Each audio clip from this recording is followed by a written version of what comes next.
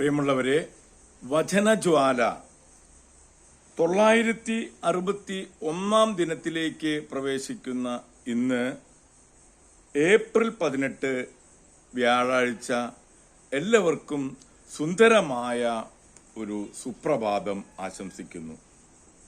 ആഗോള കത്തോലിക്ക സഭയിൽ ഇന്ന് വിശുദ്ധ ഗാൾഡിൻ മെത്രാനെ അനുസ്മരിക്കുന്നു. വിശുദ്ധ അംബ്രോസും വിശുദ്ധ ചാൾസ് ബെറോമിയും കഴിഞ്ഞാൽ മിലാൻ നിവാസികൾക്ക് ഏറ്റവും ഇഷ്ടവിശുദ്ധൻ വിശുദ്ധ ഗാൾഡിനാണ്. സമർത്ഥനായ ഗാൾഡിൻ പൗരോഹിത്യം സ്വീകരിച്ച ശേഷം മിലാൻ അതിരൂപതയുടെ ചാൻസലറായി. ബാർബറോസ ചക്രവർത്തിയുടെ പടയോട്ടം ഭയന്ന് ഓടിപ്പോയി. അദ്ദേഹം പിൻവാങ്ങിയപ്പോൾ ഗാൾഡിൻ സ്ഥലത്തുണ്ടായിരുന്നില്ലെങ്കിലും മിലാൻ ആർച്ച് ബിഷപ്പായി തെരഞ്ഞെടുക്കപ്പെട്ടു. താമസിയാതെ കർദിനാളുമാക്കി. ബാർബറോസ നശിപ്പിച്ച തരിപ്പണമാക്കിയ മിലാൻ നഗരം പുനരുദ്ധരിക്കുന്നതിന് ജനങ്ങളോട് ചേർന്ന് അദ്ദേഹം പരിശ്രമിച്ചു. തീക്ഷ്ണമായ സ്നേഹത്തോടുകൂടെയുള്ള അദ്ദേഹത്തിന്റെ പ്രസംഗങ്ങൾ മിലാൻ ജനങ്ങളെ ആവേശഭരിതരാക്കിയിരുന്നു. 76 വയസ്സിൽ കത്തീഡ്രലിൽ ഒരു പ്രസംഗം കഴിഞ്ഞ ഉടനെ ഗാർഡിൻ തന്റെ പ്രസംഗങ്ങളുടെയും അധ്വാനങ്ങളുടെയും പ്രതിഫലം വാങ്ങാനായി സ്വർഗത്തിലേക്ക് യാത്രയായി. ഇന്നു തന്നെ വിശുദ്ധ ജാന്ന ബെറോത്ത മൊള്ളയെയും അനുസ്മരിക്കുന്നു. ഗർഭാവസ്ഥയിലായിരുന്ന സ്വന്തം കുഞ്ഞിനു വേണ്ടി ജീവൻ ത്യജിച്ച അമ്മയാണ് വിശുദ്ധ ജാന ബെറോത്ത മൊള്ള.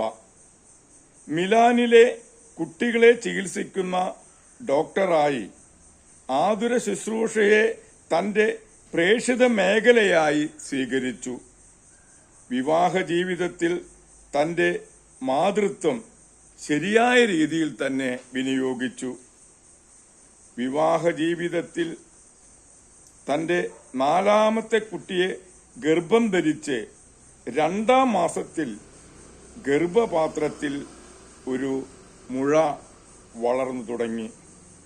തന്റെ കുഞ്ഞിന്റെ ജീവൻ രക്ഷിക്കുന്നതിന് വേണ്ടി മുഴ മാത്രം നീക്കം ചെയ്ത് സ്വന്തം ജീവൻ ത്യജിക്കാൻ അവൾ തയ്യാറായി. 1962 ഏപ്രിൽ 21 ഓപ്പറേഷനിലൂടെ ഒരു കുഞ്ഞിന് ജന്മം നൽകി.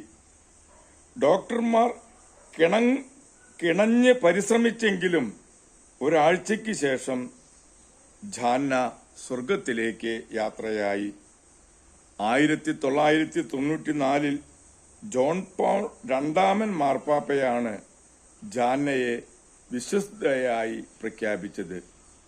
വിശുദ്ധ ജാന മാതാക്കളുടെയും ബിഷഗ്വരന്മാരുടെയും ഗർഭസ്ഥ ശിശുക്കളുടെയും മധ്യസ്ഥയാണ്. മെത്രാനായ വിശുദ്ധ ഗാൾഡിന്റെയും വിശുദ്ധ ജാന ബെറോത്ത മൊള്ളയുടെയും മധ്യസ്ഥം യാചിച്ച് നമ്മൾ ഇന്നത്തെ വചനവായനയിലേക്ക് പ്രവേശിക്കുന്നു. ഇന്ന് നെഹമ്യായുടെ പുസ്തകം 4-ാം അധ്യായം 16 മുതലുള്ള തിരുവാക്യങ്ങളാണ് നാം ശ്രവിക്കുക. അന്നു മുതൽ എന്റെ സേവകരിൽ പകുതി പേർ പണിയിലേർപ്പെടുകയും പകുതി പേർ കുന്തം, പരിച, വില്ല്, പടച്ചട്ട എന്നിവയുമായി കാവൽ നിൽക്കുകയും ചെയ്തു. മതിൽ പണിയിൽ ഏർപ്പെട്ട യൂദാജനത്തിന്റെ പിന്നിൽ നേതാക്കന്മാർ നിലയുറപ്പിച്ചു. ചുമട്ടുകാർ ഒരു കൈയിൽ ഭാരവും മറുകൈയിൽ ആയുധവും വഹിച്ചു. പണിയിലേർപ്പെട്ടവർ അരയിൽ വാൾ ധരിച്ചിരുന്നു. കാഹളക്കാർ എന്റെ സമീപം നിന്നു.